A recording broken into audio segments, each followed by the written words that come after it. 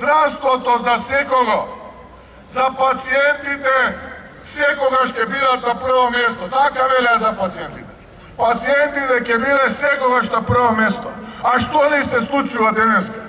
Скоро 19 месеци шајка не заковаа во здравствените домови ширум Македонија. Шајка не заковаа, не можат да го искречат тоа што некој го изградил. А луѓето умираат пред да добија здравствена нега пред портата на болниците. Зошто?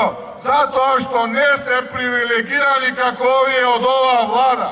Затоа што не можат да си го дозволат лекот. Па ќе излезе оној министер за здравство и ќе каже јас го обезбедив лекот за мојот сограѓанин, но не стигна да го прими и затоа го загуби својот живот. Затоа е црнила и темнина и затоа ние ќе протестираме и затоа ќе има се повеќе и повеќе дока не ве видиме како заминувате од владата на Република Македонија која што сте урушили.